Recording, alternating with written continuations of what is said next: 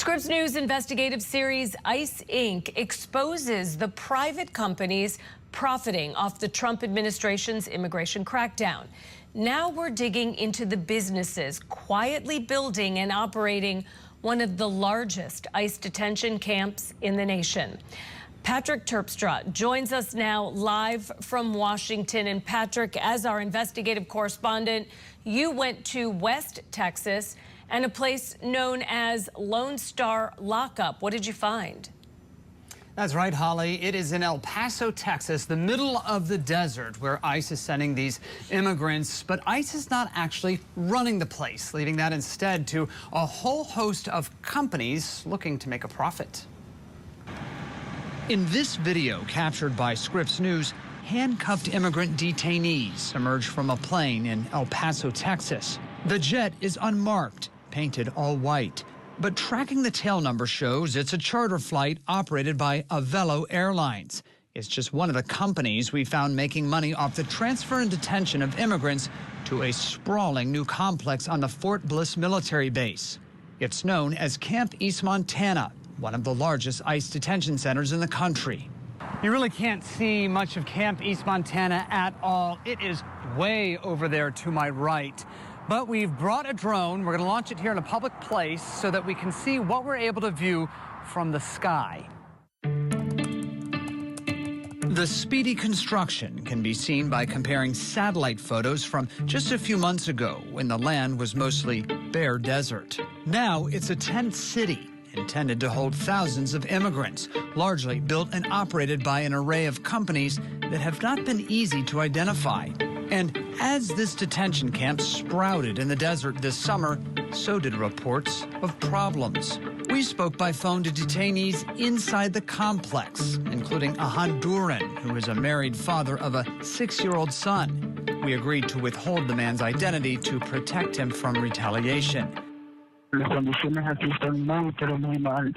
No tenemos productos de higiene personal. Aquí yo estoy desde hace como 3 semanas con un gran dolor en la garganta y en mi pecho. De esa manera sí me pueden llevar al médico. Tiene que ser una emergencia. I have heard nothing but horror stories from detainees about Camp East Montana. Congresswoman Veronica Escobar is one of the few outsiders allowed to visit the camp.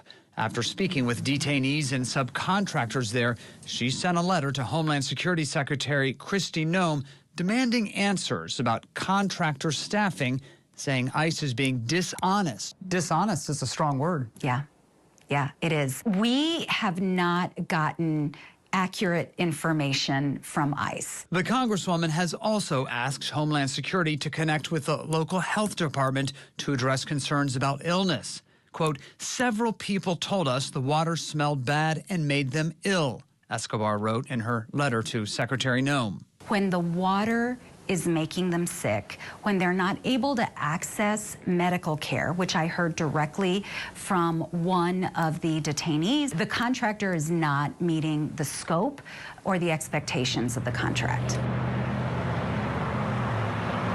Camp East Montana, it seems very much the Wild West. Marisa Limon Garza runs the Las Americas Immigrant Advocacy Center in El Paso that offers legal services to migrants held here. You have been to a lot of detention centers? Absolutely, yes. How does Camp East Montana compare? It breaks the mold. So you have a rotating door of people who do not know what they're doing.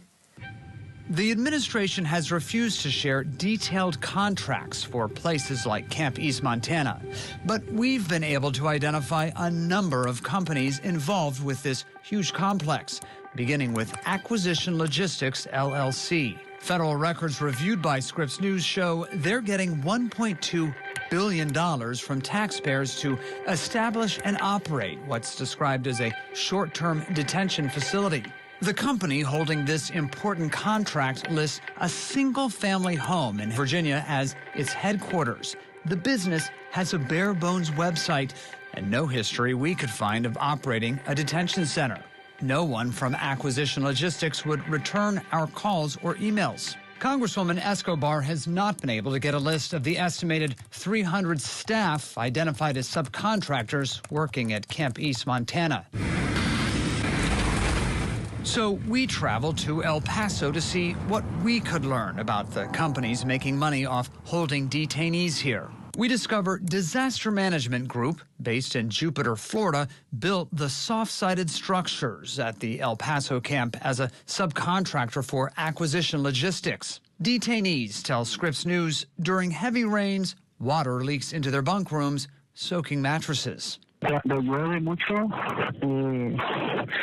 hay muchas camas que se mojan, cae mucha agua, hay una tormenta de agua, se mojan todas las camas de arriba, las personas de arriba son las más perjudicadas. Disaster Management Group did not answer our questions about why these tents would already be leaking. An employee working for Disaster Management Group died in July at the camp in a workplace incident, now under investigation by OSHA. And last year, the Labor Department said the company and its contractors violated federal law for failing to pay full wages and benefits to workers at a New Jersey military base. It really comes down to how these contracts were awarded and how these people are being trained, and it doesn't seem to matter. Congresswoman Escobar says a lack of transparency at the camp makes accountability impossible. Frankly, the agency should be providing oversight over its contractors, but that's not happening adequately. The American taxpayer is paying billions of dollars to these contractors who very likely are not holding up their end of the bargain. Secretary Noem has not responded to the Congresswoman's letter. DHS did not answer our questions about contractors at the camp, but sent us a statement that said, in part, any claim that there are inhumane conditions at ICE detention centers are categorically false. Ensuring the safety, security, and well-being of individuals in our custody is a top priority at ICE. Congress has allocated billions of taxpayer dollars to open more ICE detention centers like the one in El Paso.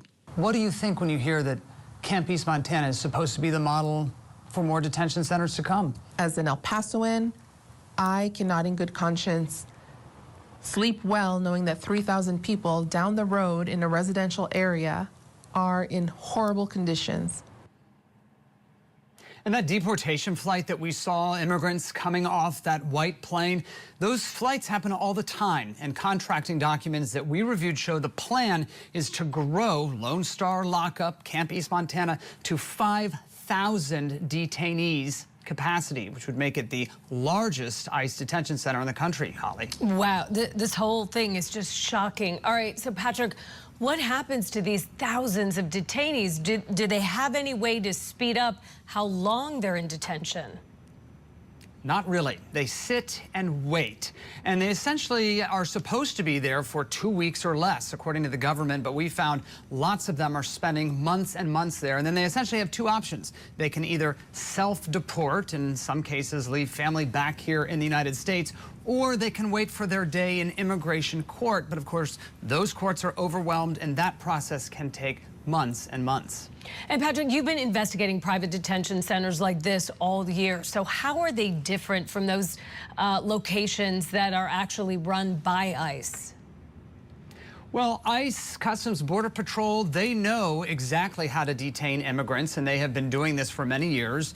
Both private and these ICE facilities, they have detention standards, but it is a lot easier, we're told, to actually hold ICE accountable for those ICE locations versus these brand new locations that pop up. We talked to Congresswoman Escobar. Other members of Congress say they've really had a hard time actually getting inside these private facilities. So accountability, a major challenge when it comes to these for-profit companies that have built these jails. Holly.